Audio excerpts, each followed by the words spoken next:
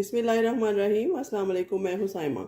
तो आज मैं आपको बताने जा रही हूँ कि गर्मी में किचन में खड़े होना कितना मुश्किल है, मैं समझ सकती हूँ। तो उसके लिए, उससे बचने के लिए आपको एक ऐसी टिप दे रही हूँ कि अगर आटा गूंदना स्पेशली बहुत मुश्किल लगता है गर्मियों में, तो आप किस कदर बहुत झटपट जल्दी से आटा कम मेहनत के साथ गूंद गूंद के आप अगर थक जाते हैं तो कम मेहनत के साथ आप इसको बना सकते हैं। बहुत ही छोटी सी टिप है। कुछ लोगों के कंधों का प्रॉब्लम होता है, कुछ को ज़ोर लगाने में प्रॉब्लम होता है, तो गूंद गूंद के हमारा काफ़ी ज़ोर लगता है, तो हम थक जाते हैं, गर्मी से बेहाल हो जाते हैं। तो इसके लिए बहुत आसान सी टिप है। यहाँ मैंने तकरीबन 2 कप आटा ले लिया है। इसको एक मिट्टी की कनाली में, प्यारी सी कनाली में डाल लिया है मैंने, और इसको थोड़ा थोड़ा गर्म पानी डाल के मैं नीम गर्म पानी से गूंदती जाऊंगी। और इसको इस तरीके से गूंदना है, हल्के हाथों से आपने इसकी डो तैयार करनी है। जितना ज़रूरत हो उतना आप पानी डालते जाएं इसमें। और आपने इसको बहुत ज़्यादा जो है वो पतला नहीं करना, बहुत जो है वो सख्त भी नहीं होगा और बहुत पतला भी नहीं होगा। बस इस तरह से आटा होगा, ये देख सकते हैं आप, ये इस तरीके से ये आपस में अच्छे से जुड़ गया है। और आपने देखा कि बहुत कम मेहनत से, बिल्कुल भी मेहनत नहीं लगी हमारी, और इसको हमने अच्छे से इसकी बाइंडिंग एक कर ली है जैसे हम डो तैयार करते हैं।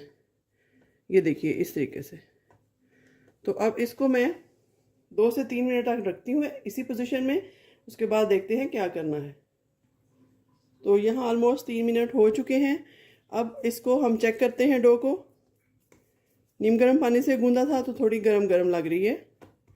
इसमें थोड़ा सा पानी वाला हाथ लगाएंगे हम, और बिल्कुल इस तरीके से ज़ोर नहीं लगाएंगे हम, बस इसको इस तरह से मसलेंगे थोड़ा थोड़ा, बहुत सॉफ्टली। ये इस तरह से मसल के हम जैसे मैदे की डो तैयार करते हैं ना पिज़्ज़ा के लिए और चिकन ब्रेड के लिए, उसी तरीके से हम इसको 5 से 6 मरतबा इस तरीके से हम इसकी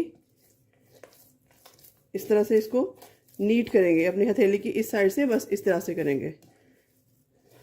और आटा भी हमारा जो है वो चक्की वाला है, असली गंदम का है, घर का आटा है, घर की गंदम का।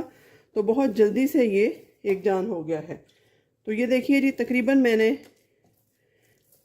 3 से 4 मिनट भी नहीं लगे मुझे, और मैंने ये जो आटा है रोटी बनाने के लिए बिल्कुल रेडी है। इसको मैंने गूंद दिया है।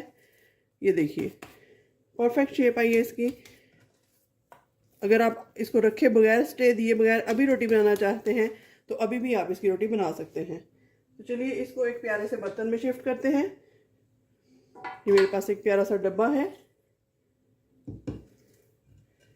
यहाँ मैं आटा रखती हूँ। ये देखिए किस कदर खूबसूरती से और नीटनेस से आटा हमारा गूंद चुका है।